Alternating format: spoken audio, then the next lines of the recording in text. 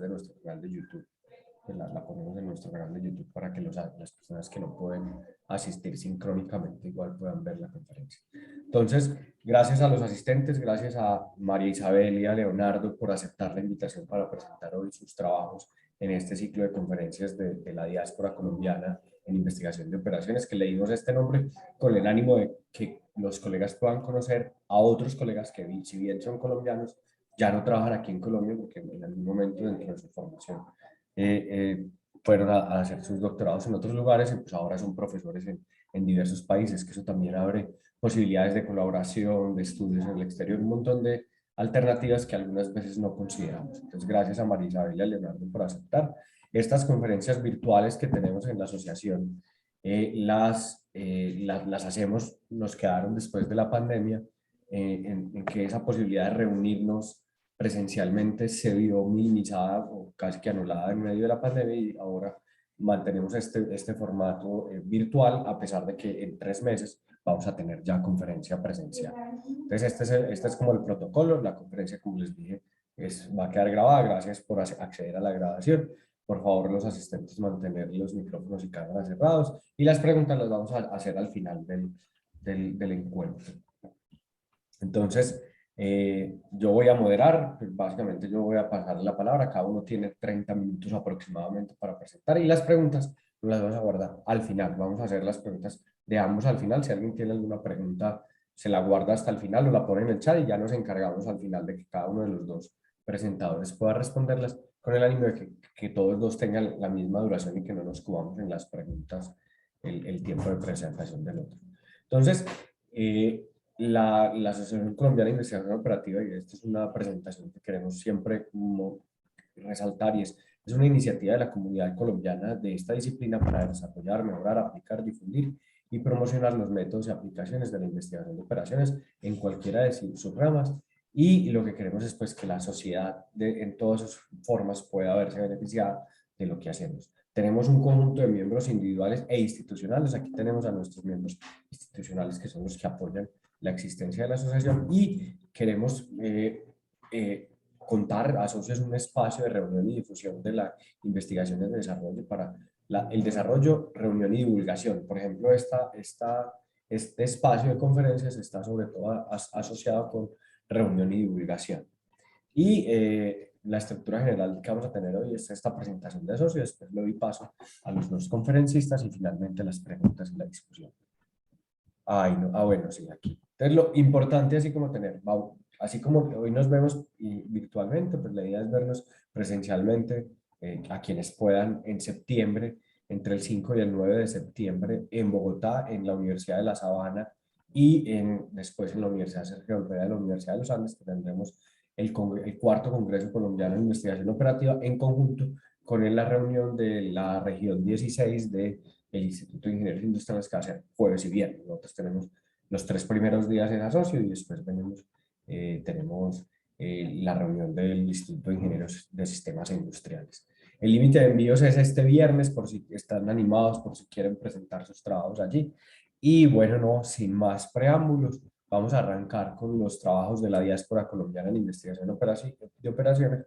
Y la primera conferencia va a estar a cargo de María Isabel Restrepo, profesora asociada del Departamento de Automatización, Producción e Informática de IMT Atlantique, una universidad en Francia. Ella está ahora galardonada con la financiación nacional francesa para jóvenes investigadores. Ella es ingeniera industrial de la Universidad de Antioquia, magíster en ingeniería industrial de la Universidad de los Andes y doctora en matemáticas aplicadas de la École Polytechnique de Montreal. Y su conferencia va a ser programación en ruteo multiperiodo de empleados para la planificación de operaciones de servicios a domicilio.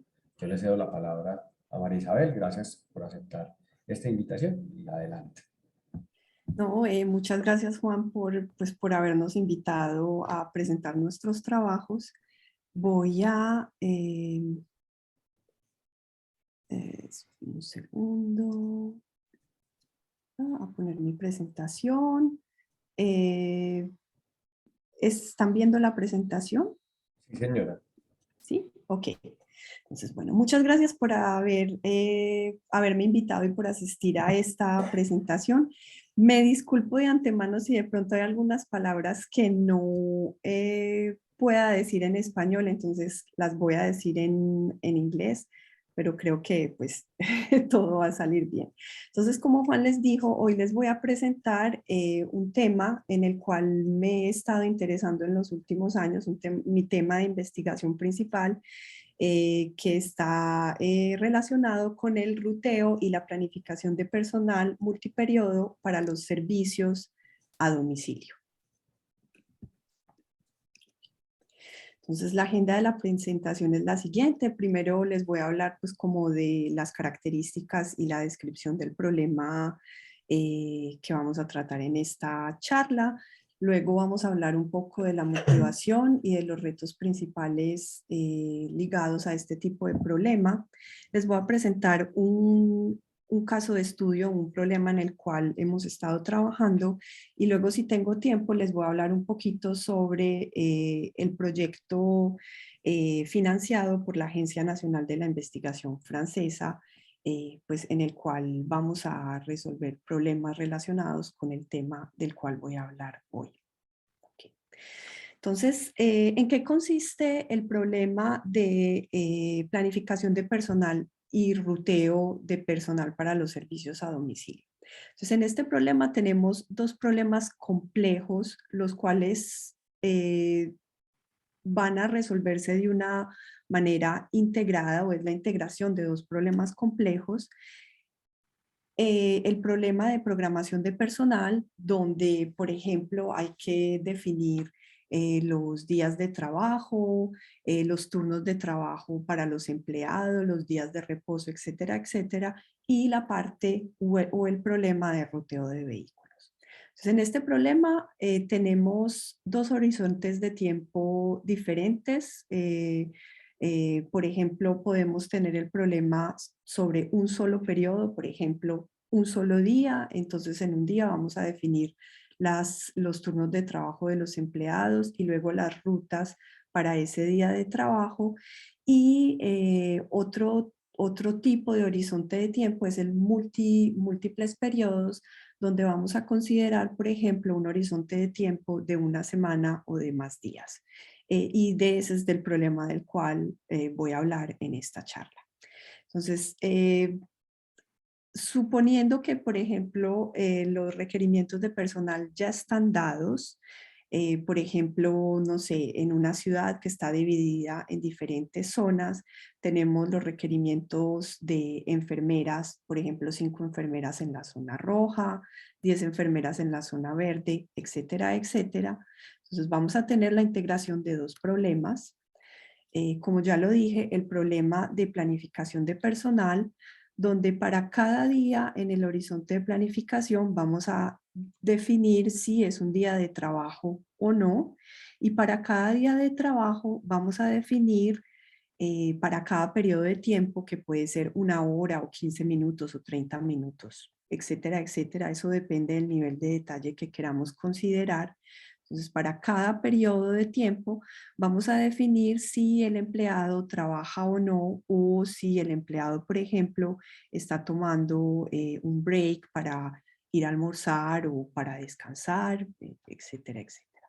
Entonces, tenemos la parte de planificación de personal, y una vez que la planificación de personal está definida, en este problema vamos a tener otro componente, que es la parte de ruteo de personal, donde para cada día de trabajo y para cada empleado vamos a definir la secuencia de visita a los clientes o a los pacientes, por ejemplo, si estamos hablando de un problema de salud a domicilio.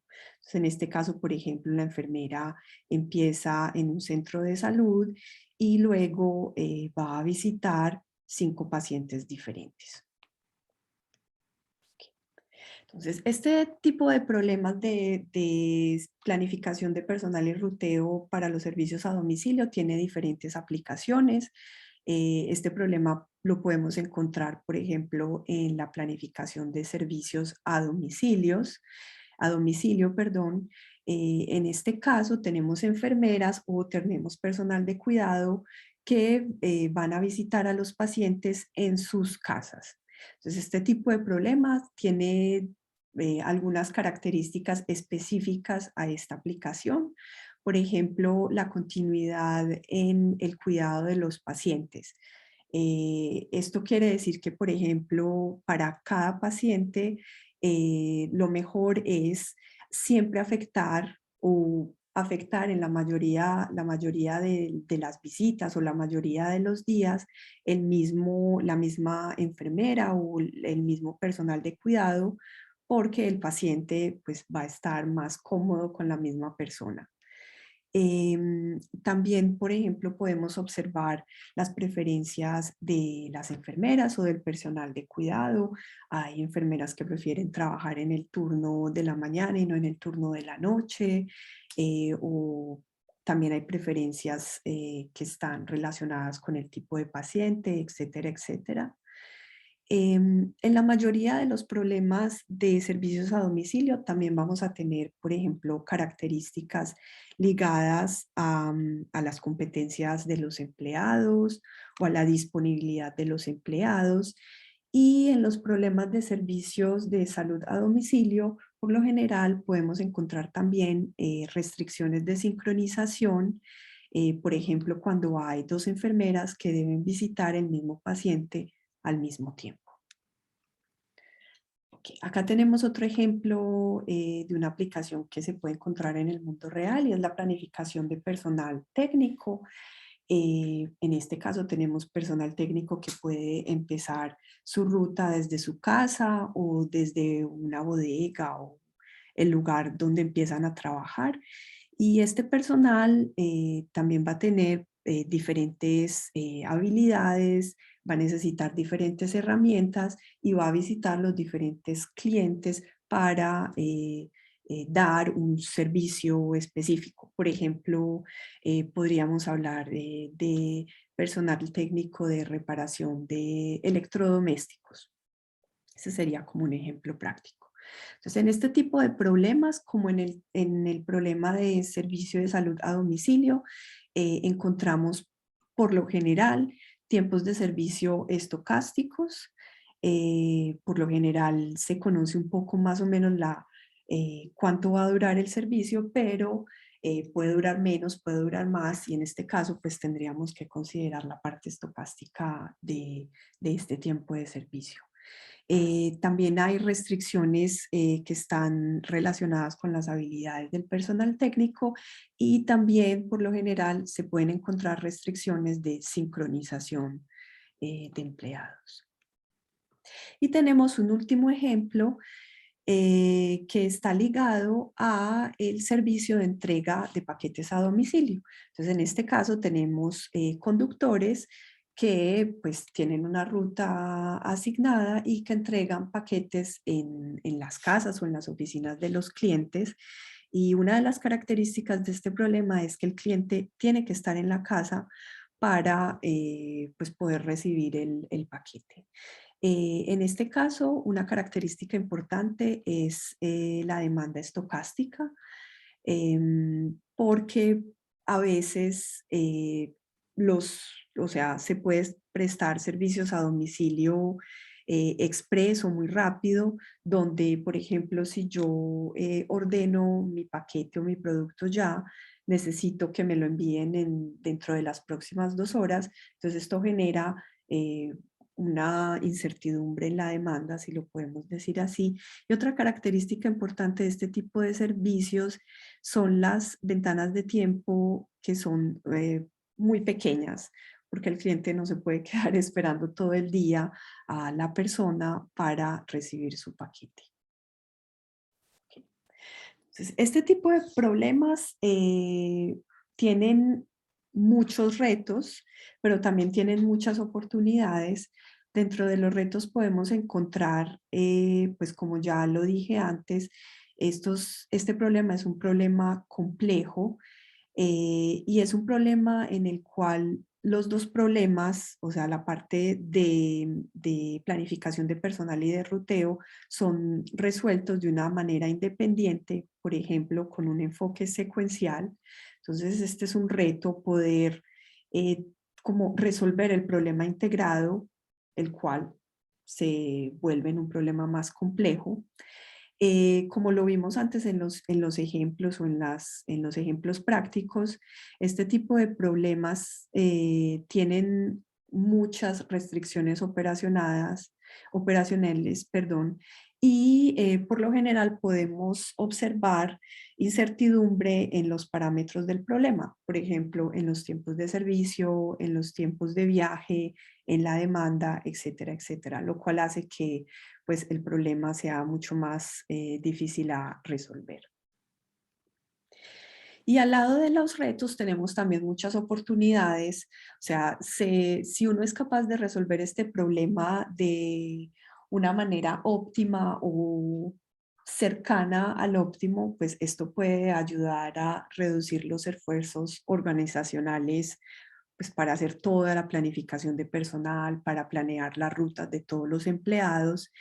Y la resolución del problema integrado también puede ayudar a evitar tener soluciones que son subóptimas. Como en este problema estamos resolviendo de una manera integrada la programación de personal y el ruteo de vehículos, pues se espera que las ausencias de los empleados se reduzcan porque pues, los empleados van a tener sus horarios con tiempo, los van a recibir con anticipación, van a poder hacer cambios con anticipación y esto podría ayudar a reducir las ausencias de los personales, del personal y también podría ayudar a reducir la rotación de personal porque las reglas de trabajo van a estar, pues van a ser garantizadas. Y por supuesto, si tenemos, por ejemplo, si consideramos, por ejemplo, la parte de incertidumbres en el tiempo de servicio o en la demanda, vamos a tener rutas más robustas que van a reaccionar de una mejor manera a los cambios o a la incertidumbre en los parámetros. Y si estas rutas son más robustas, pues se espera que la calidad de servicio mejore. Okay. Voy a hablar un poquito de los métodos de resolución. Luego, en el caso de estudio, voy a entrar más en detalle sobre un método de resolución que utilizamos para resolver un problema de planificación de personal y de ruteo para los servicios a domicilio, pero dentro de los métodos de resolución podemos encontrar métodos exactos como por ejemplo la generación de columnas, para, por ejemplo, generar las diferentes rutas o los diferentes horarios de personal. También podemos encontrar métodos como la descomposición de vendors, donde, por ejemplo, se puede decidir en el problema maestro los horarios de personal y luego en los subproblemas las rutas para cada empleado, para cada día de trabajo. Y si estamos trabajando con la versión estocástica, por ejemplo, si la demanda es estocástica, también podríamos encontrar el método L-Shape, que es una versión de la descomposición de vendors, pero cuando se está trabajando con parámetros con incertidumbre. Como este problema es un problema complejo, también dentro de los métodos de resolución se encuentran las heurísticas o los métodos secuenciales donde, por ejemplo, se puede resolver el problema de planificación de personal en una primera etapa, luego esas decisiones se fijan y luego se pasa a la parte de ruteo de vehículos. Entonces ahora voy a pasar a la parte del caso de estudio. Entonces, en este problema, bueno, este es un problema en el que estuvimos trabajando con otro profesor acá en IMT Atlantic y con un practicante. Es una extensión de un problema en el cual trabajé durante un postdoc en Lille, en Francia. Y pues el practicante trabajó con un problema de servicio de entrega a domicilio para una empresa que distribuye paquetes en Francia. Esta empresa distribuye paquetes pequeños y ligeros normalmente. Y como hay diferentes, o sea, hay diferentes orígenes y hay diferentes destinos, entonces vamos a tener muchos pares origen-destino en nuestro problema. La empresa ofrece dos tipos de servicios, un servicio de entrega a domicilio express o súper rápido. eh, por ejemplo, si yo paso mi orden en este momento, voy a recibir mi paquete dentro de las próximas 2 o 3 horas. Y también hay otro tipo de servicio que es el servicio de entrega con cita, donde el usuario o el cliente tiene la opción de escoger entre diferentes franjas horarias. Entonces, como en este problema o como la empresa ofrece el servicio de entrega a domicilio express, vamos a tener demanda estocástica porque, por ejemplo, digamos que al comienzo del día, mañana a las 8 de la mañana, solamente, o sea, en la empresa solamente van a conocer o solamente conocen el 30% de la demanda para el día, porque el resto de la demanda va llegando durante el día para las entregas rápidas. Entonces acá tenemos un ejemplo de demanda estocástica.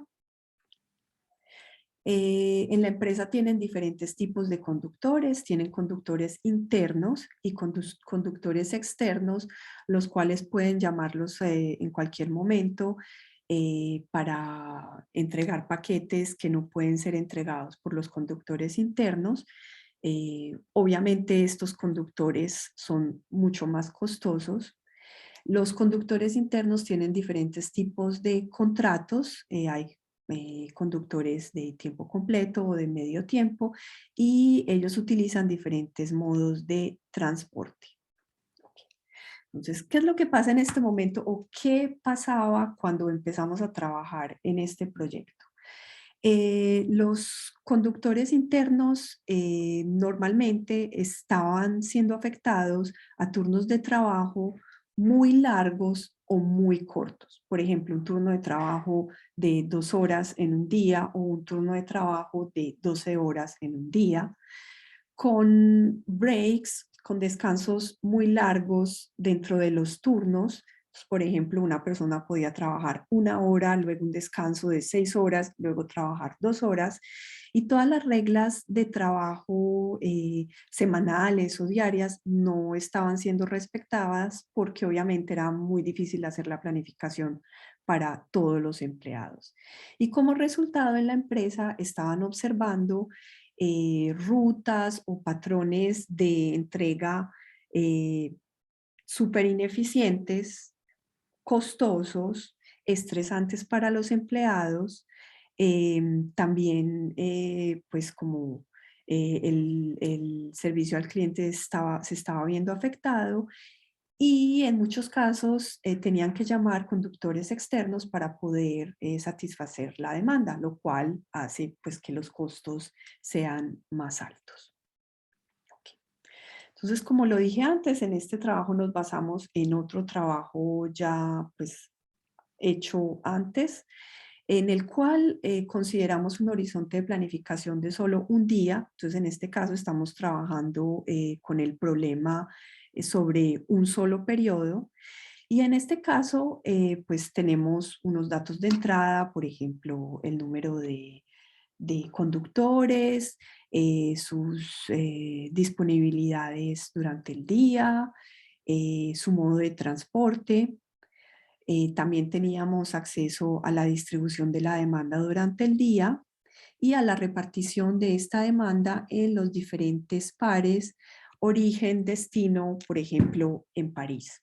O sea, y pues a la distribución de la demanda y sus diferentes escenarios, ya que la demanda era estocástica. Entonces, como la demanda es estocástica, decidimos trabajar con un modelo de programación estocástica en 2 etapas. Este lo voy a explicar más en detalle un poco más tarde.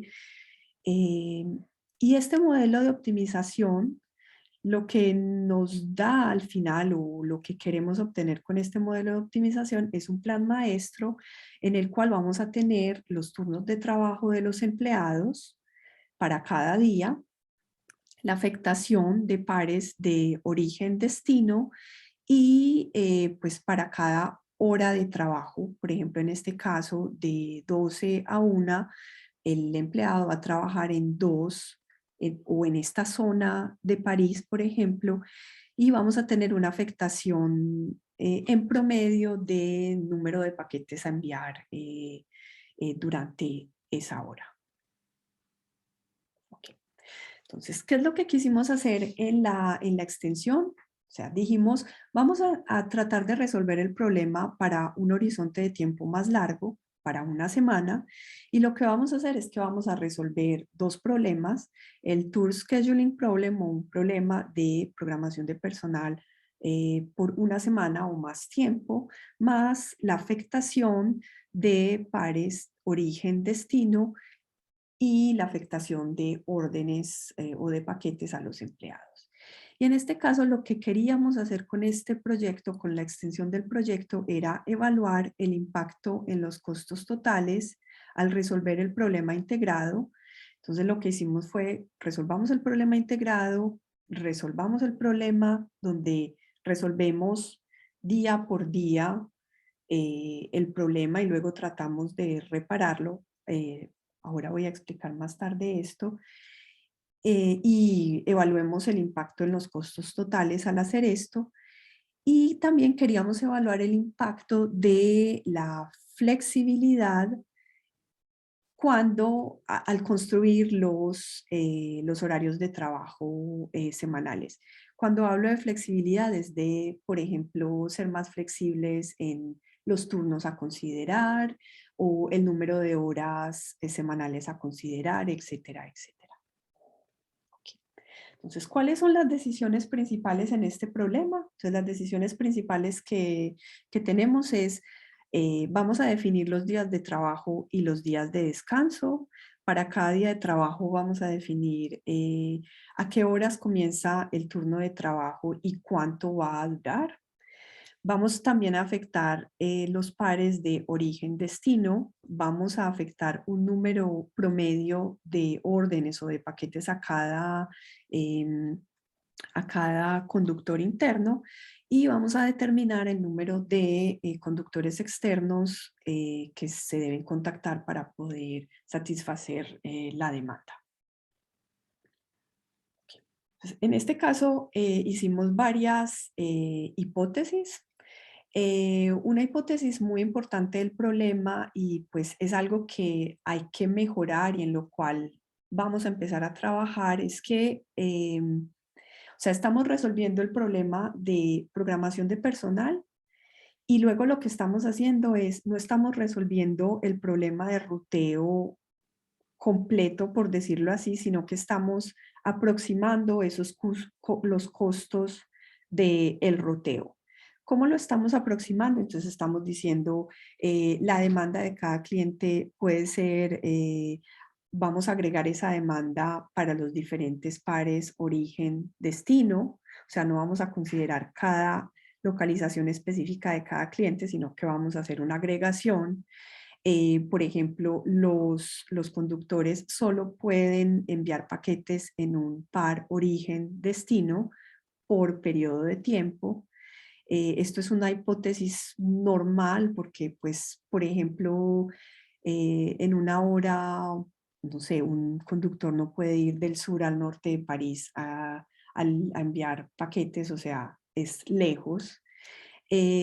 Otra hipótesis es que los conductores se pueden mover a pares origen-destino que son vecinos entre los diferentes periodos de tiempo.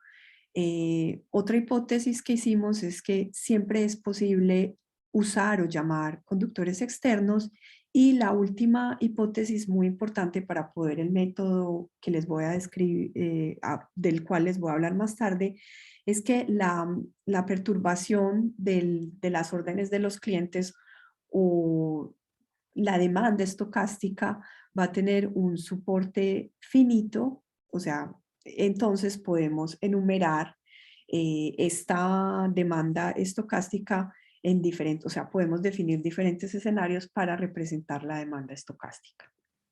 Okay. Entonces, lo que decidimos hacer fue trabajar con un modelo de optimización estocástica en 2 etapas, en el cual tenemos una primera etapa en la cual vamos a tomar las decisiones que, entre comillas, no dependen de la incertidumbre en la demanda. Entonces, estas 2 decisiones están ligadas a la afectación de horarios de personal semanal y a la afectación de pares origen-destino a los conductores. Entonces, en este caso tenemos la minimización de los costos totales de afectación de horarios a los conductores, más un costo esperado de unas acciones que vamos a tomar para poder satisfacer la demanda para cada escenario de la demanda. Esto lo vamos a ver más luego. Tenemos restricciones ligadas a la afectación de horarios de personal semanales y también tenemos restricciones ligadas o relacionadas con la afectación de pares origen-destino.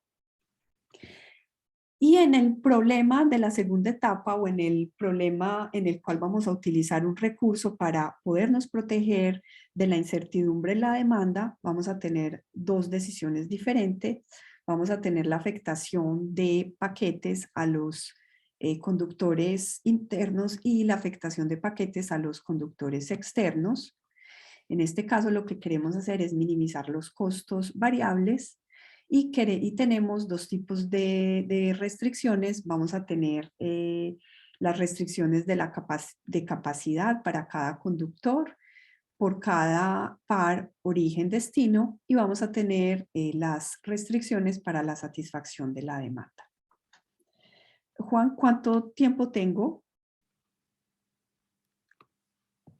Dale, tenemos de los 30 minutos originales, te quedan 3 minutos y después tenemos 5 minutos de extensión posible si te queda faltando tiempo. Entonces tienes 3 minutos más 5 de extensión. Dale. Perfecto, muchas gracias. Ok. Bueno, entonces tenemos un problema de optimización estocástica en 2 etapas. Este problema de optimización se puede resolver como un problema de optimización en nombres enteros. Le enviamos eso a Cplex o a Gurobi y si tenemos suerte vamos a encontrar una solución. Lo más normal es que este problema no se pueda resolver de esta manera porque si hay muchos escenarios para la demanda o si consideramos un horizonte de tiempo muy largo, pues el problema va a tener un número muy grande de variables, de restricciones, etcétera, etcétera, y va a ser muy difícil resolverlo de esta manera.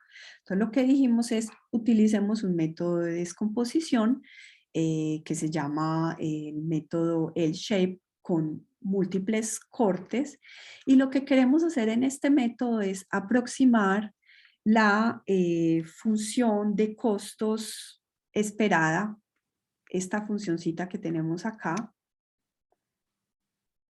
en el problema maestro o en el problema de la primera etapa. O sea, lo que podemos ver es que acá, en este problema, no tenemos las restricciones de demanda, de capacidad, estas restricciones de acá y estos costos variables.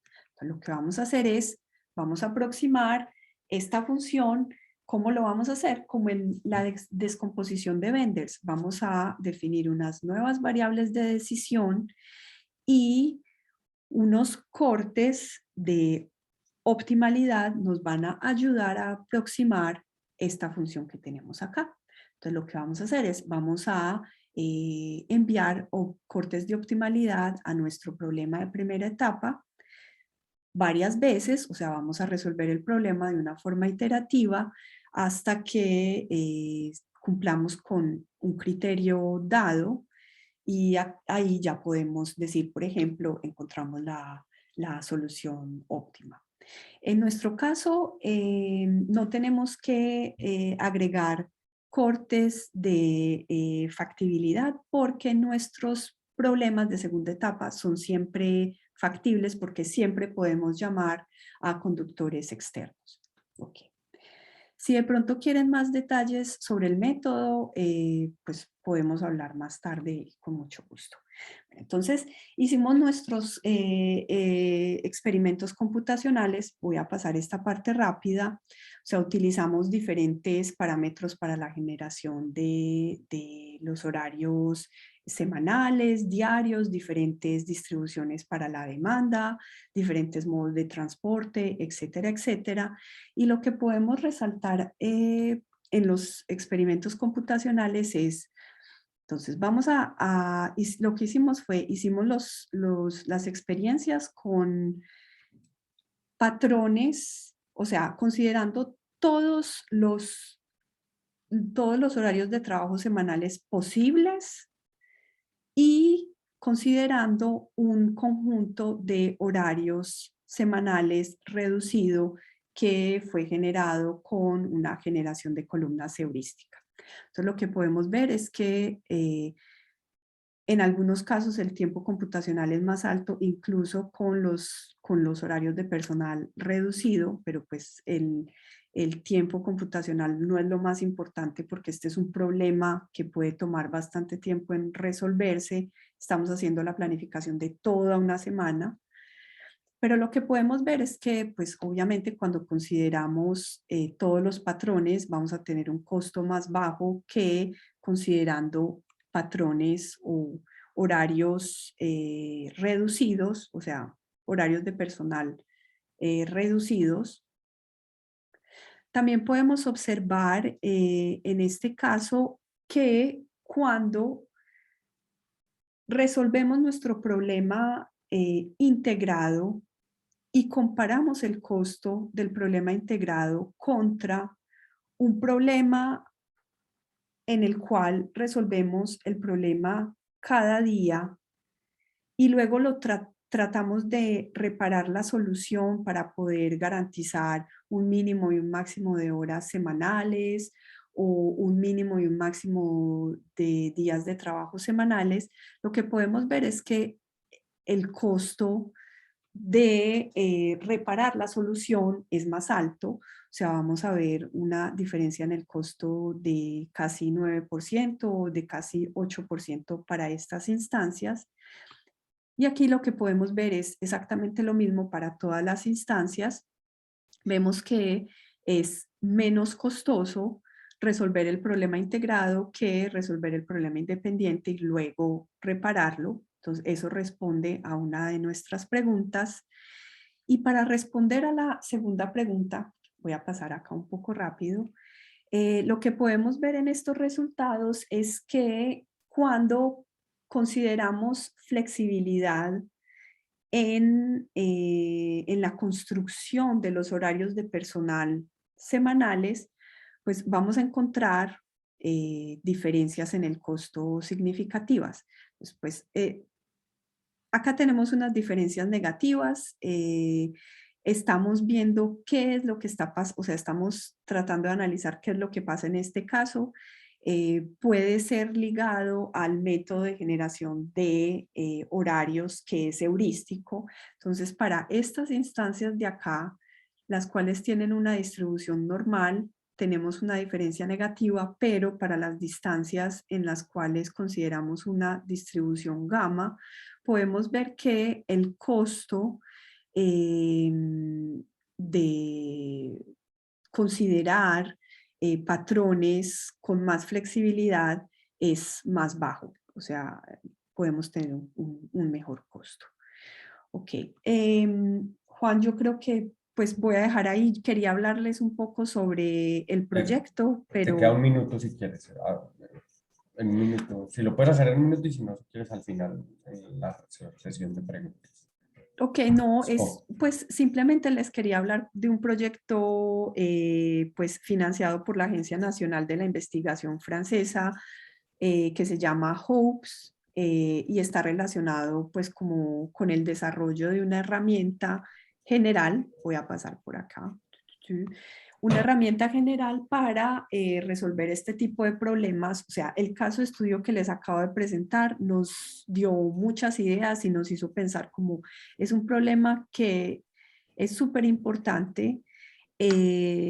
Hay muchos trabajos en la literatura que abordan este tipo de trabajo, pero solo por un periodo, y obviamente considerar el problema sobre múltiples periodos es muy importante para poder satisfacer todas las reglas de trabajo y todas las restricciones que trae este tipo de horizonte de tiempo. Entonces sí, o sea,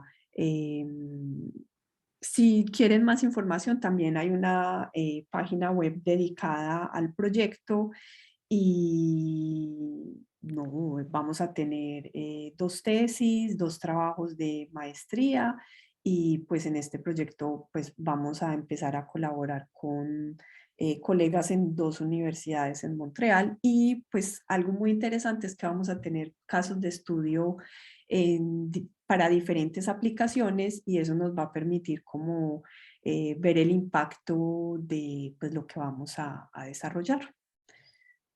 Bueno, no, Aquí voy gracias, a María. pasar.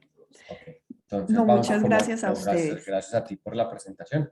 A los asistentes les recuerdo que las preguntas las vamos a reservar hasta el final cuando hayamos tenido las presentaciones de nuestros dos invitados. Yo le voy a dar la palabra ahora a Leonardo, déjenme yo presento brevemente. Gracias, Marisabel, por compartir con nosotros tu trabajo en programación y ruteo de personal. Entonces, déjenme yo presento a Leonardo. Leonardo es profesor asistente de la Universidad de Cincinnati. Es investigador financiado por Google, la Oficina de Investigación Naval y la Fuerza Aérea de los Estados Unidos. Leonardo es ingeniero industrial de la Universidad de los Andes, magíster en investigación de operaciones de la Universidad de la Florida y doctor de la Universidad de Clemson.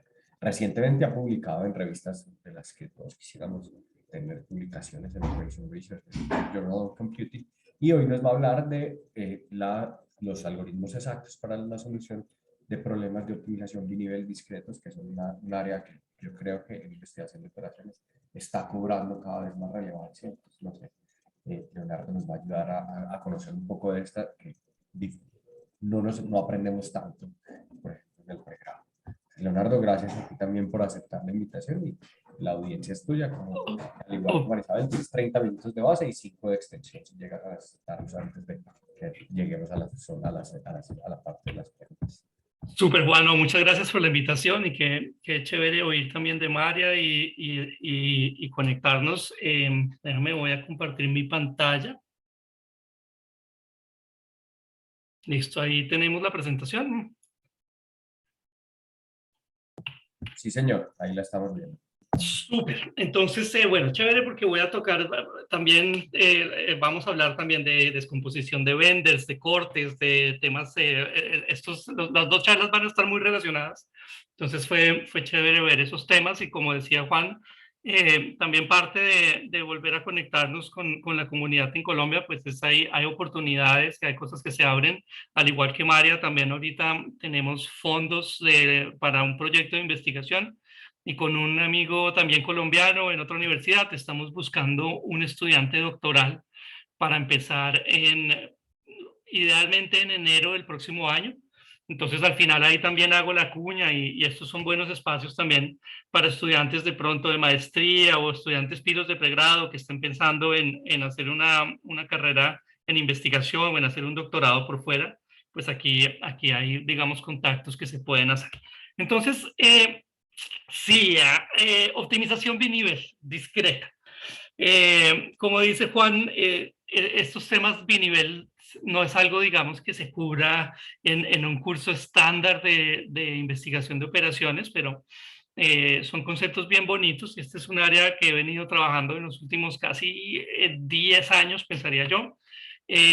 Claramente las ideas que les voy a mostrar acá voy a hacer como una vista general de varios proyectos. Hay varios colaboradores en distintos lugares. En estos proyectos que voy a mostrar hoy fueron desarrollados con Cole Smith, David Berman, Andrés Side, Juan Borrero, es otro colombiano en la diáspora también, como decía Juan.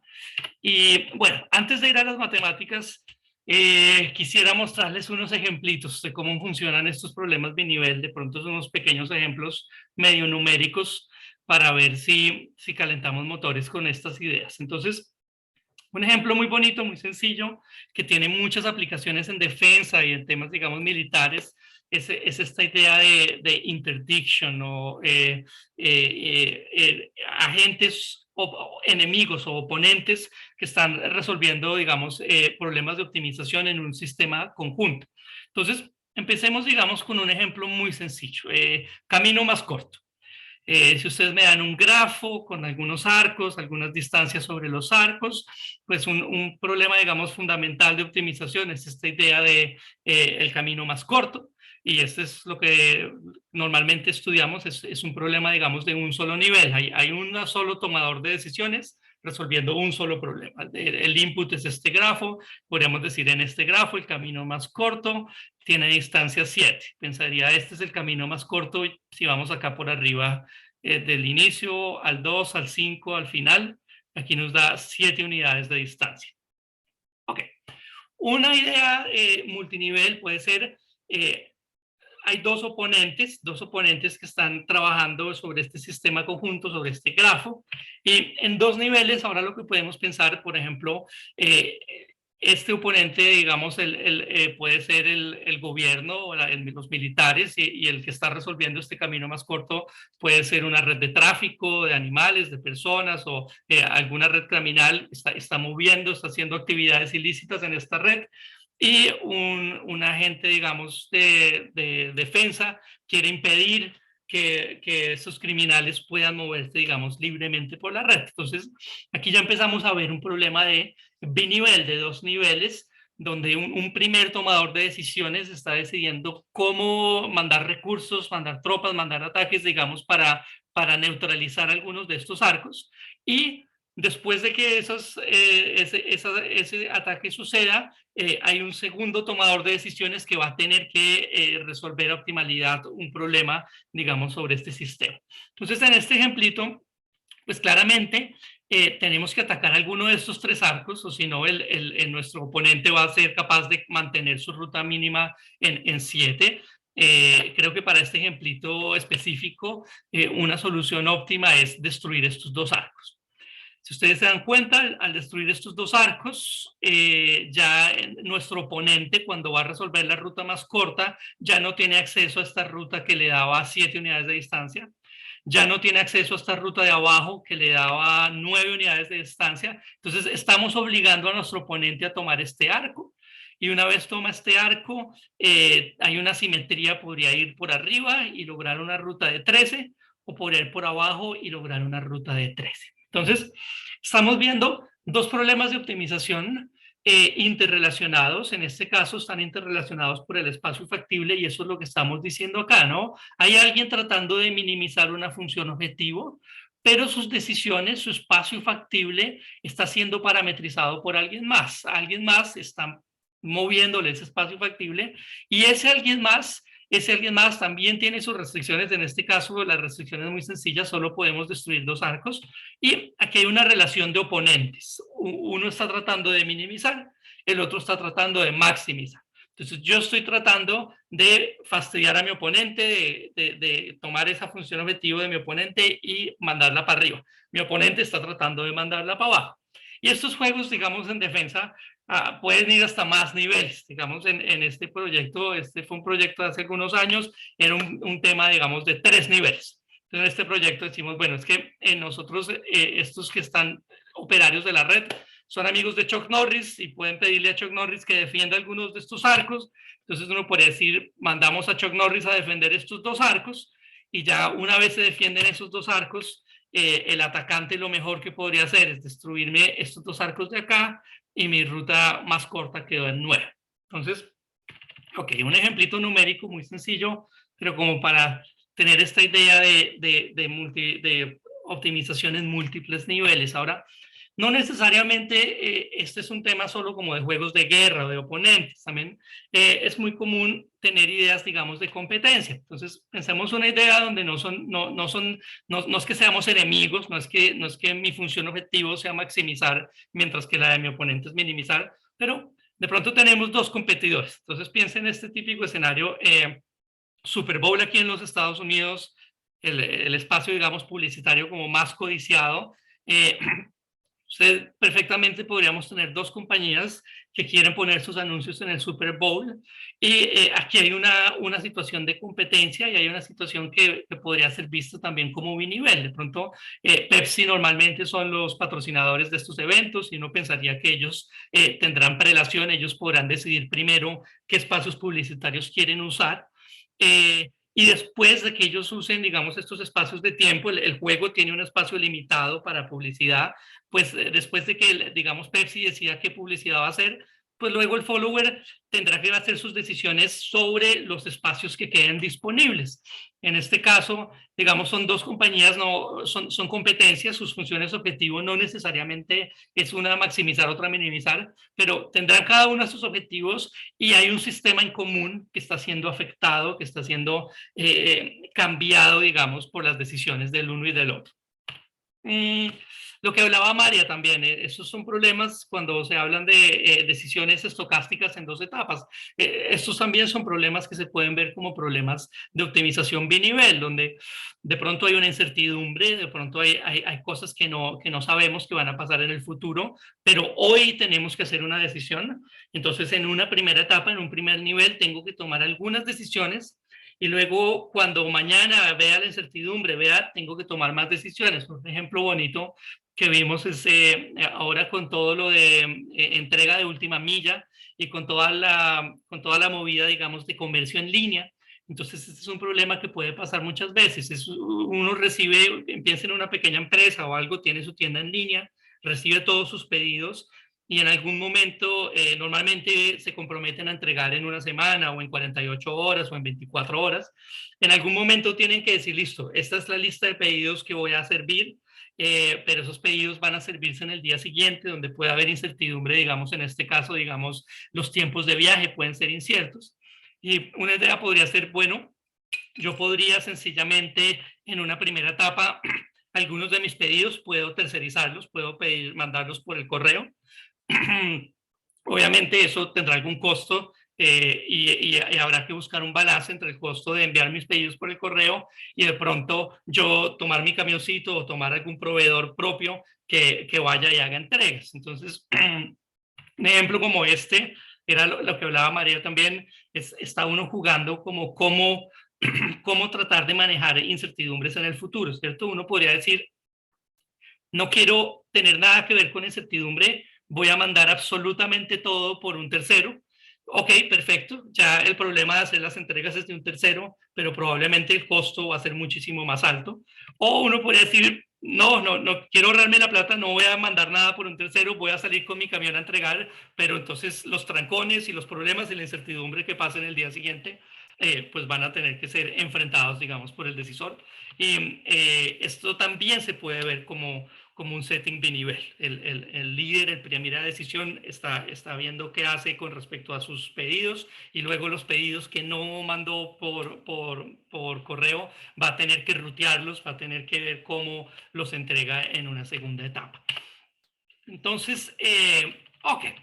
Entonces hagamos un poquito de matemáticas.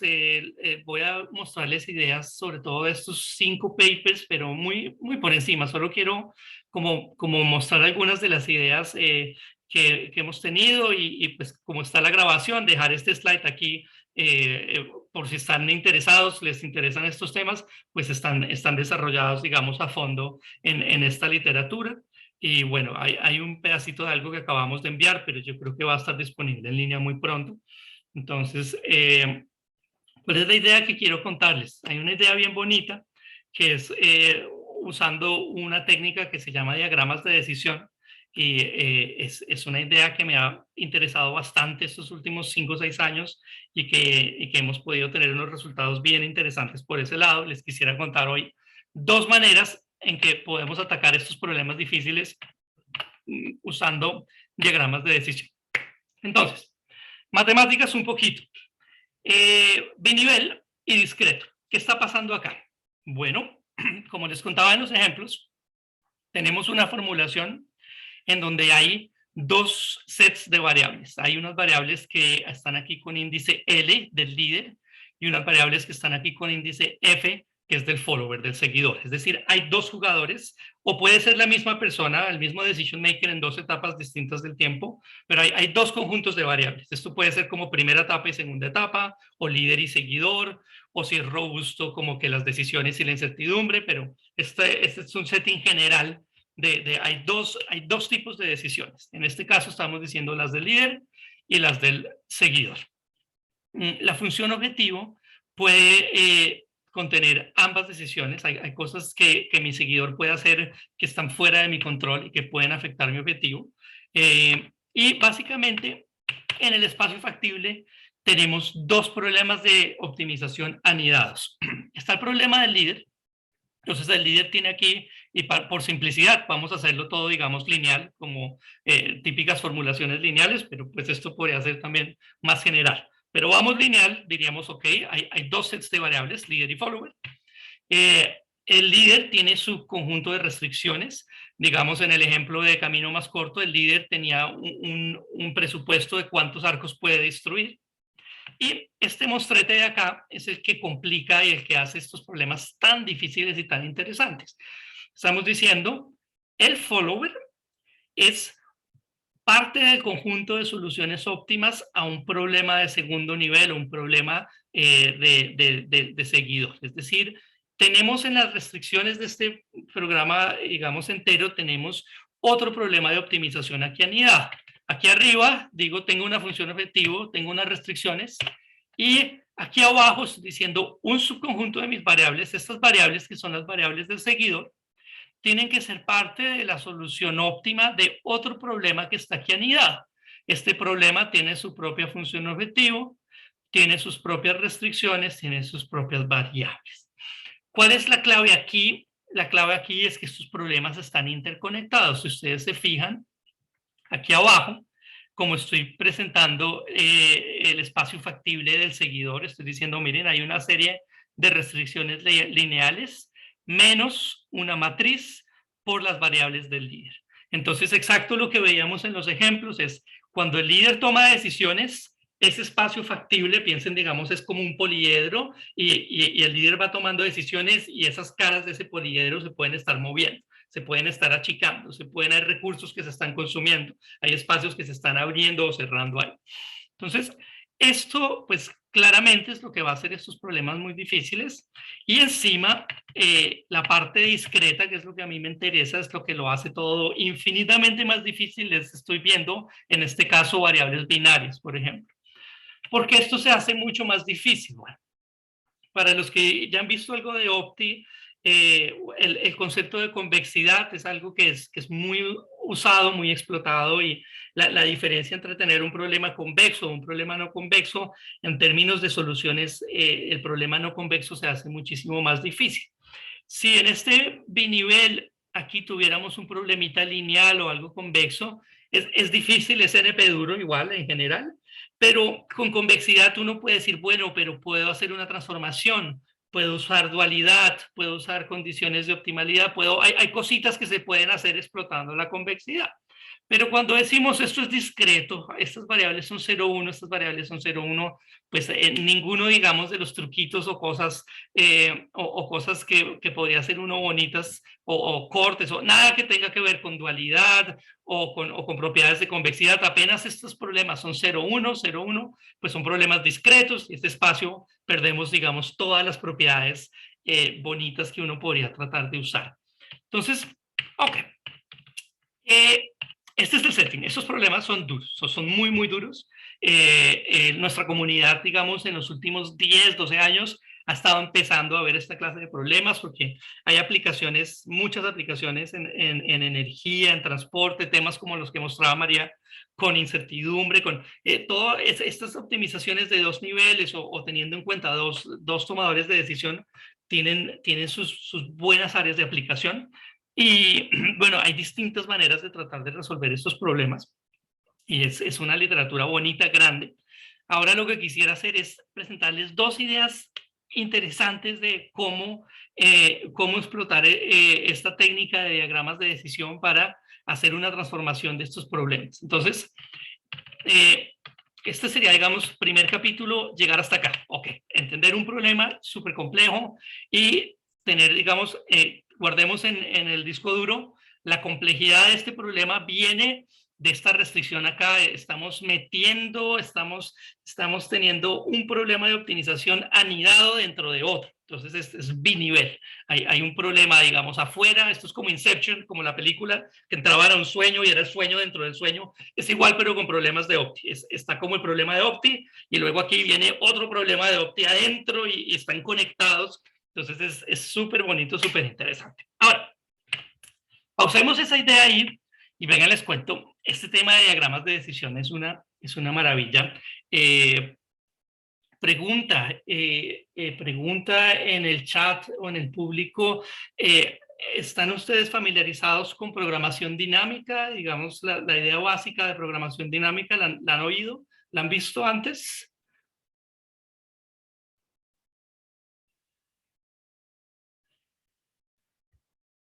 Dice el chat, sí señor, sí señor. Y en la clase de Edwin, la idea de programación dinámica es conocida.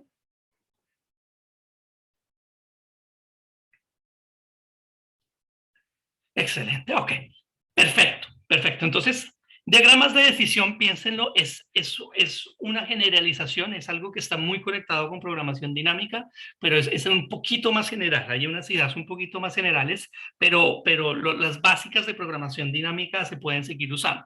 Entonces, si recordamos, programación dinámica es una manera para atacar problemas de optimización, por ejemplo, como ruta más corta o el knapsack o problemas en ruteo, en donde lo que uno normalmente hace es uno define una variable de estados, uno define como un estado, uno ve el problema como un sistema que está evolucionando y uno dice, bueno, tengo un estado inicial, digamos en ruta más corta, o tengo unos labels, unos etiquetas iniciales donde digo dónde estoy y qué decisiones he tomado, y uno empieza a expandir, digamos, dinámicamente, paso por paso, uno expande esa variable de estados y uno va viendo, va haciendo como recursivamente qué son las mejores decisiones que puedo tomar. Y en el peor de los casos, si uno está muy de malas, pues programación dinámica, cuando uno empieza a ver cómo estas decisiones, estos estados que se pueden tomar, termina uno haciendo un árbol de numeración completa. Si uno está muy de malas, tristemente programación dinámica se genera ese árbol de numeración completa y eso se revienta en memoria. Pero en muchísimas aplicaciones y en muchísimos casos, programación dinámica no explota, sino que los estados son equivalentes, unos estados dominan a otros y esta exploración no es infinita, no es exponencial, pero esta exploración es, digamos, contenida. Disclaimer, yo siento que cuando estamos haciendo optimización discreta, pues si uno está de malas, siempre, así sea branch and bound o cortes o sea lo que sea que uno esté haciendo, si uno está de malas, pues eso crece exponencial. Entonces, eso nunca me desanima, sí, de acuerdo. Cualquier cosa que hagamos, en el peor de los casos, puede ser exponencial, ¿de acuerdo? Ahora, la idea es cómo lograr algoritmos, approaches que en la mayoría de casos no toque así de feo. Entonces, volvamos a la idea de diagramas de decisión y programación dinámica. En la misma manera que en programación dinámica uno puede, con una variable de estados y etapa por etapa, paso por paso, decisión por decisión, ir decidiendo cómo fijar, digamos, sus variables. Asimismo, uno podría, de un programa dinámico, guardar en memoria todos esos estados, todo ese grafo de transiciones, y representar un problema, o ni siquiera un problema, representar un espacio factible discreto como un grafo donde los arcos en este grafo están relacionados con decisiones que uno está tomando. Entonces, les explico esto con un ejemplo muy sencillo. Supongamos que queremos representar todas las soluciones factibles a estas tres restricciones. Entonces, una manera, como estamos muy acostumbrados nosotros, digamos, ingenieros o matemáticos aplicados, gente en investigación de operaciones, una manera tradicional, como nos gusta representar espacios factibles, es lo que yo llamaría una representación, digamos, algebraica. Esta representación en la izquierda, ustedes me dicen, estas son las tres restricciones y mis variables son binarias. Bueno, esta es una manera de representar un conjunto de puntos. Hay una serie en el espacio de 3 dimensiones, hay una serie de puntos que satisfacen estas restricciones, hay una serie de puntos que no, y cuando ustedes me dan esta representación algebraica de la izquierda, yo entiendo todos los puntos que satisfacen esas 3 restricciones son parte de mi espacio factible, todos los que no las satisfacen están por fuera de mi espacio factible. Ahora, esto mismo podemos representarlo alternativamente con un grafo, y este grafo lo podemos ver precisamente como las transiciones de un programa dinámico. Entonces, voy a hacer un programita dinámico aquí súper ingenuo. Voy a decir, miren, si tengo 3 restricciones, voy a definir un espacio de estados donde tengo 3 diferentes variables de estado, una por cada restricción, y voy a poner un 1 si la restricción necesito satisfacerla todavía, y voy a poner un 0 si ya la restricción está satisfecha, me puedo olvidar de ella. Y vamos a construir este grafito de programación dinámica variable por variable, etapa por etapa. Entonces, la primera variable, Y1, tengo 2 opciones. Yo podría fijarla en 0 o fijarla en 1. Y esto me puede llevar a 2 estados diferentes. Si la fijé en 0, estoy repitiendo mi estado inicial, ninguna de las restricciones ha sido satisfecha, todas están por satisfacer. Sin embargo, si la fijé en 1, mis primeras 2 restricciones ya son satisfechas, ya no importa qué haga con Y2 y Y3, una vez yo fijo Y1 en 1, estas 2 restricciones están listas, puedo olvidarme de ellas, y me falta únicamente por satisfacer la tercera restricción. Ahora, de cada uno de estos estados, podría ver que ahora qué puedo hacer con mi segunda variable. Entonces es la misma idea. Si vuelvo a decir 0, si voy con 2 ceros seguidos, estoy aquí en un punto donde no he satisfecho absolutamente nada. Sin embargo, si dije 0 y luego dije 1, al decir 1 para mi variable Y2, estoy satisfaciendo restricciones 1 y 3, me falta por satisfacer restricción 2, y el mismo análisis aquí. Es decir, aquí he satisfecho 1, 2, me falta por satisfacer 3, y si ya dije 1, 1, ya en esta rama de acá, ya todo está satisfecho, puedo hacer lo que quiera. En la rama final, podría decir 1, 1, podría decir 0, 1, y este nodito que se quedó huérfano, pues muere. Esto es infactible, por decirlo así. No, nunca podría decir 0, 0, porque ya esta restricción se me quedó sin satisfacer. Entonces, digamos, eso no es parte de mi grafo. Ejemplo súper sencillo, casi enumerativo, pero es bonito, porque ni siquiera aquí es una enumeración completa. Si ustedes se fijan, se han ido podando, hay muchos arcos que ya no existen acá. Y lo que es bonito es este programita dinámico o este grafo resultante, es una manera alternativa de representar exactamente el mismo espacio. Yo puedo representar este espacio algebraicamente con estas 3 restricciones, o yo puedo decir, miren, cada camino en este grafo corresponde a una solución factible. Entonces, por ejemplo, este es el camino que corresponde a la solución factible 0, 1, 1. Este camino sería 1, 0, 1, o 1, 1, 0, o 1, 1, 1.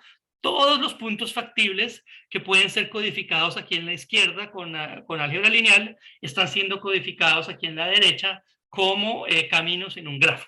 Y no cualquier grafo, es un grafo dirigido, acíclico, que va por etapas, que es un grafito con muy buenas propiedades, muy bonito. Entonces, ok, ¿cómo vamos a hacer eso? ¿Cuál es la magia? Bueno, la magia es la siguiente. Yo me estaba quejando hace un ratico, me estaba quejando que este tipo de espacios con estas variables binarias me complican la vida porque no tengo ninguna propiedad, no tengo convexidad, no tengo dobles, no tengo nada que hacer. Esto es un espacio discreto que me hace la vida muy difícil.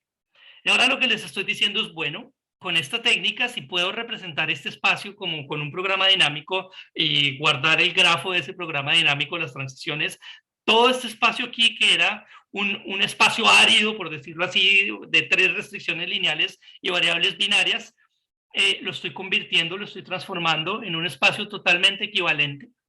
El espacio de los caminos de este grafo lo podemos ver ¿cómo se dice esto en español? Lifted. Estoy yendo como un espacio de dimensión más alta. Estoy agregando más dimensiones. Aquí estaba en un espacio de 3 dimensiones. Ahora aquí tengo los flujos sobre estos arcos. Entonces ya estoy en un espacio de dimensionalidad más alta.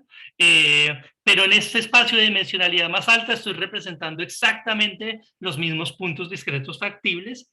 Y no solo eso, en este espacio estoy ahora de vuelta en un espacio convexo, porque esto sencillamente es un grafito, estos son flujos. Yo, si tengo costos o tengo algo sobre los arcos, aquí estoy hablando de problemas de camino más corto, camino más largo. Entonces esto es una técnica que se puede usar para tener representaciones convexas de espacios que originalmente no son convexos. Es decir, este espacio aquí a la izquierda, un espacio discreto, digamos, tradicional, en el que no puedo, digamos, explotar ninguna estructura o no tengo convexidad. El espacio de la derecha sí es un espacio extendido, estoy pagando en memoria, se me está volviendo mucho más grande. Pasé de estar en un espacio con 3 dimensiones, 3 restricciones, a un espacio con muchas más dimensiones, y si quiero ver flujos acá, voy a tener que ver, bueno, variables de flujo y restricciones, digamos, de conservación de flujo. Entonces, estoy pagando un precio en memoria a ver un espacio mucho más grande, pero en ese espacio mucho más grande estoy ganando convexidad, estoy ganando estructura. Es un espacio muy estructurado. ¿Cómo puedo usar eso? Una primera idea. Tengo mi espacio aquí, mi problema aquí, mi monstrete, mi X es parte de la solución óptima de un problema del seguidor discreto al que no puedo hacerle nada.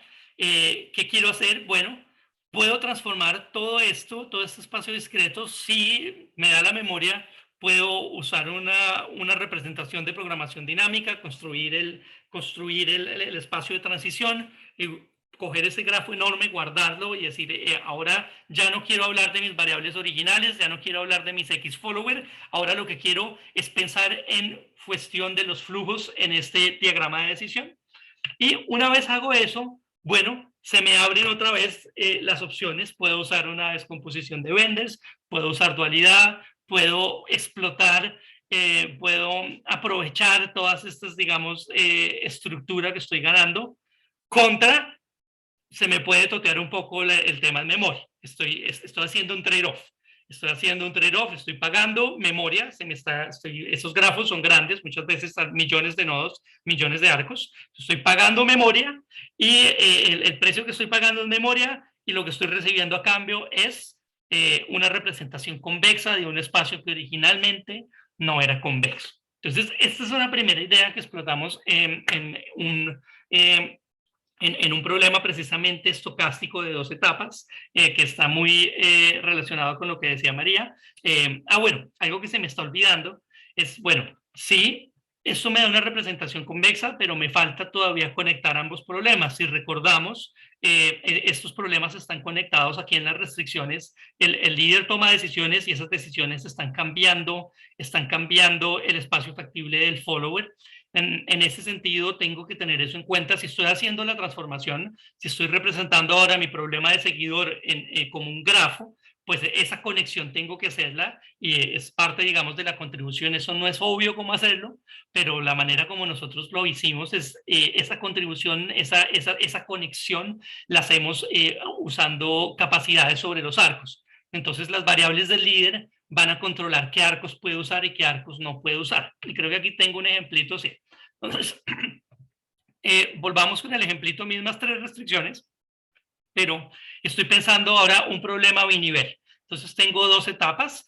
En la primera etapa tengo 3 variables binarias, de las cuales puedo seleccionar una, y esas 3 variables binarias pueden desactivarme algunas de las 3 restricciones. Es exacto lo que les estaba diciendo de entrega de última milla. De pronto, en mi primera etapa puedo decidir qué paquetes envío por correo. Pensemos en estas X como, uy, este paquete lo envié por correo. Eso significa que en la segunda etapa me puedo olvidar de ese paquete, ya no lo necesito. Entonces, esta es una simplificación, y lo que estamos haciendo acá, lo que les quiero mostrar en este ejemplo es, bueno, de nuevo, la representación de la izquierda es la representación tradicional. Tengo una restricción lineal acá y tengo 3 restricciones lineales y variables binarias. Entonces, a la izquierda hay una representación algebraica, pero exactamente equivalente en un espacio de mayor dimensionalidad. Yo puedo representar este problema exactamente igual como flujos sobre este grafo de la derecha. En este grafo de la derecha, cada uno de estos arcos corresponde con las variables binarias originales, si la variable binaria la estoy fijando en 0 o en 1.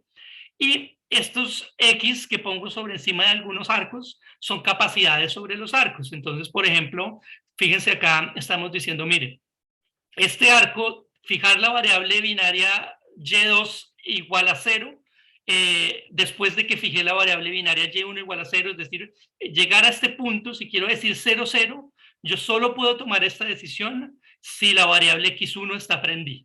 Es decir, si x1 está prendido, puedo tomar esta decisión. ¿Por qué? Porque si x1 está prendido, entonces esta restricción de acá la estoy relajando. Entonces puedo venir a este estado y luego satisfacer las otras dos restricciones con Y3, pero si x1 no está prendido, si x1 está apagado, entonces esta decisión nunca la debería poder hacer. Yo nunca podría decir 0, 0, porque si dije 0, 0 ya nunca voy a poder satisfacer la primera restricción.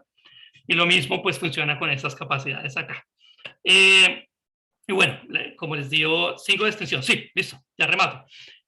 Como les decía, los detalles, digamos, bonitos están en el paper. Y una vez tenemos una representación así, pues ya es una maravilla, ya sobre este grafo sacamos cortes, con las duales sacamos descomposición de Benders, hay una cantidad de información que podemos extraer de esta información de grafo. Les muestro unos resultados computacionales un segundito del problema que les decía, un problema de 2 etapas. Tenemos un grafo, tenemos tiempos estocásticos, que como nos explicaba María, muchas veces lo que uno hace con estos estocásticos es hace una simulación, genera 500 escenarios, 1000 escenarios, o cuantos escenarios se necesiten, y se vuelve un problema grandote, digamos, de minimizar un valor esperado sobre esos escenarios. Lo que quiero comparar aquí, para que vean la parte computacional, que es muy animales, un approach, digamos, tradicional, cuando todo es discreto, no tenemos diagramas de decisión, no podemos hacer nada, pues nos toca hacer un approach monolítico tradicional, donde se vuelve un problema súper grandote. Eso es lo que quiero presentar aquí en la izquierda. Y aquí tengo el Benders, la descomposición de Benders es la que puedo hacer gracias a los diagramas de decisión. Y si ustedes ven los órdenes de magnitud, estoy reportando tiempo y número de instancias resueltas, pues estamos viendo este monolítico, aquí son orden de cientos de segundos, aquí resolvemos esto en menos de un segundo, aquí son del orden de miles de segundos, resolvemos esto en menos de 6 segundos. Y ustedes ven esta columna de cuántos se resuelven, nuestro approach resuelve órdenes de magnitud más rápido y más instancias que, digamos, lo que sería un approach estándar de la literatura. Entonces, ok, esa es una idea súper bonita. Una idea muy similar podemos usar en otro ejemplo binivel que tengo acá, pero por tiempo quiero saltar a concluir y hacer una cuñita rápida. Es bueno, uno, esos problemas de nivel es un área que se está desarrollando, que hay mucha investigación por hacer, que hay muchas preguntas abiertas, es un área donde no todo está escrito y hay espacio para hacer contribución. Una idea bonita que estamos usando es estos diagramas de decisión. Pueden usarse como unas técnicas para generar representaciones convexas. Usando estos diagramas de decisión podemos construir una descomposición de Benders, o en el otro ejemplito hacemos una dualización con KKT, y qué otras cosas se pueden hacer. Están acá, digamos, abiertas varias ideas chéveres. Y cuña y rápida para cerrar, con un colega, con Juan Borrero, que es otro colombiano que está en Oklahoma State University, y tenemos una propuesta que acaba de ser fondeada por la Fuerza Aérea, y estamos viendo para hacer optimización en operaciones de defensa con drones. Es un proyecto que me parece súper bonito. Vamos a tener ruteo con drones, incertidumbre, temitas así como binivel, temitas de transporte, de grafos. Y estamos buscando un estudiante doctoral con todo funded, es decir, tenemos los fondos para matrícula, sueldo, todo. Es una oferta muy competitiva. Y estamos buscando un perfil de alguien con un perfil en ingeniería industrial o en matemáticas, o que esté interesado en hacer un doctorado con nosotros. Si hay interés, si piensan que esto es algo que les gustaría analizar, porfa no duden en mandarnos un correíto a Juan o a mí, porque estamos reclutando idealmente para empezar en enero del próximo año. Y bueno, con eso termino yo acá. Muchas gracias por la invitación y a todos por su atención. Leo, muchas gracias por la presentación y por esta introducción a esa técnica tan novedosa de solución en optimización binivel. Este momento abrimos el espacio para las preguntas. Dado el tamaño del auditorio, si alguno quiere hacer la pregunta directamente sin pasar por el chat, está disponible la pregunta de esa manera. Dale, Felipe, adelante.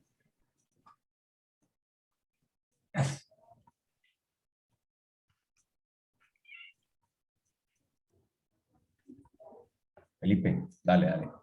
Parece que no tienes, veo que levantaste la mano, dale, tienes abierto el micrófono si quieres, dale. ¿Bien? Ahí te estamos escuchando, dale. Discúlpenme, es que tuve un problema con Zoom. Bueno, muy buenos días. Muchas gracias por la presentación a Leonardo y a María. Es un tema súper interesante y creo que están ahorita están en boca en investigación de operaciones. Quisiera hacerte una pregunta, María, y es que en todo este tema de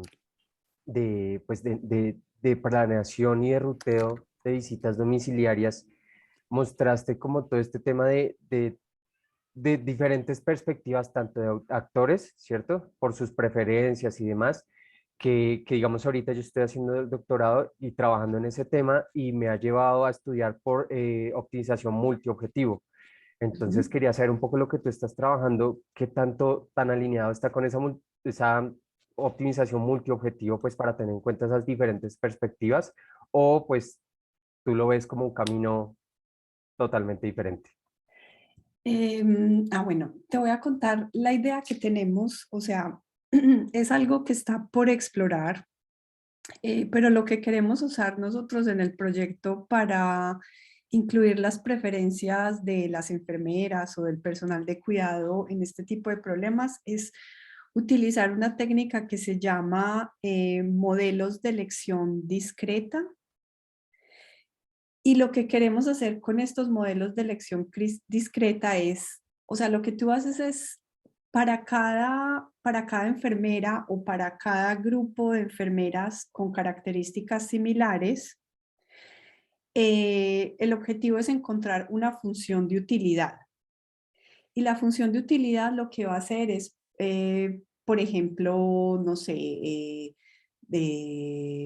puedes incluir diferentes features como características. Por ejemplo, si quieres modelizar las preferencias de las enfermeras por los turnos de trabajo, por los tipos de visita, entonces lo que vas a hacer es, en la función de utilidad, lo que vas a incorporar es, por ejemplo, si es por los tipos de visita, la hora de la visita, el tipo de paciente, si es cerca o lejos de la casa de la enfermera, si, por ejemplo, hay un lugar donde parquearse fácilmente o si la casa del paciente está cerca a una estación de metro o al bus, etcétera, etcétera. Una vez que tengas esas funciones de utilidad, lo que pensamos hacer es incorporarlas en el problema de optimización. Y al incorporarlas, lo que queremos hacer al final es maximizar, por ejemplo, la utilidad total para todas las enfermeras. Entonces, o sea, yo no quisiera decir que es completamente diferente a un enfoque multiobjetivo, pero sí es un poco diferente porque vamos a utilizar una técnica diferente para poder encontrar las preferencias de las enfermeras. Esta función de utilidad no es determinista, es estocástica porque hay una parte en la función de utilidad que tú no puedes como determinar con los features, o sea, tú no puedes como modelizar exactamente la preferencia de alguien, siempre hay un componente aleatorio. Entonces, pues eso es como otra cosa, otra característica importante de este tipo de modelos y de la integración de los modelos en el modelo de optimización. Espero que haya respondido tu respuesta bien. Sí, te agradezco. Muchas gracias, María. Con gusto. Felipe, ¿alguna otra pregunta o le pasamos el balón a Edwin? Si quieres, adelante, Edwin, mientras yo estructuro mi pregunta. Dale, entonces adelante, Edwin. Ok, gracias a María y a Leonardo por la presentación. Y de la presentación de María, yo quería preguntar acerca del conjunto de patrones reducido, ¿cómo lo generaban? Tom, el practicante, pues que fue el que empezó a trabajar con eso, trabajó con un modelo de generación de columnas heurístico. O sea, lo que él hizo fue, al principio de la descomposición de Benders, tenía como un modelo matemático sencillito donde tenía, por ejemplo, una demanda en promedio, unas reglas de trabajo, y lo que hizo fue decir como, no sé, voy a hacer 100 iteraciones de generación de columnas para generar los patrones o los horarios semanales.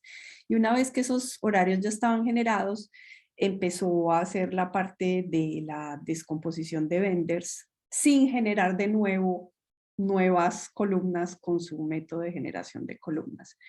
Y lo que queremos hacer ahora es trabajar con un método que se llama con gramáticas. Y las gramáticas lo que hacen es simplemente, o sea, uno define como un conjunto de reglas para poder expresar todas las reglas de trabajo. Esas gramáticas se pueden traducir un poco como lo que, no sé si puedo hacer el paralelo entre gramáticas y decision trees. Sí, ¿Cómo se dice en español? Diagramas de decisión. Diagramas de decisión, pero lo que se hace con las gramáticas es, tú tienes unas reglas, con esas reglas puedes construir un grafo acíclico dirigido, y a partir de ese grafo puedes tener un modelo matemático, puedes trabajar con programación dinámica para encontrar los horarios de trabajo. Eso es algo que pues también estamos como que vamos a explorar en el proyecto, pero pues todavía no lo hemos hecho. Ok, vale, gracias. Con gusto. Y aprovecho para Leonardo, en el caso de funciones no lineales, o sea, para el caso de funciones lineales mencionó que se hacía con capacidad sobre los arcos. Para funciones no lineales, ¿como cuál puede ser una estrategia para unir los dos niveles? Una muy buena pregunta. La respuesta sincera, ni idea. No, es decir, esta es una pregunta muy bonita. Es ¿cómo están conectados los niveles? Si dices no lineal, significa que ¿cuál es el efecto no lineal? Es decir, el seguidor tiene una restricción no lineal y luego esa restricción no lineal es activada o desactivada por una binaria del líder. Ahí no hay ningún problema, digamos, porque la no linealidad se captura en el grafo y el líder sencillamente está activando o desactivando. Pero si lo que estamos diciendo es cuando el líder toma una decisión, el efecto sobre el seguidor es no lineal, como que yo tomo esta decisión y ahí tengo una cuadrática que dependiendo de una función cuadrática de las decisiones del líder, de pronto eso está modificando mi espacio factible. Ni idea. Esos son los temas, hasta dónde se puede generalizar, hasta dónde se puede empujar. Estamos viendo eso y son temas chéveres de investigación abiertos.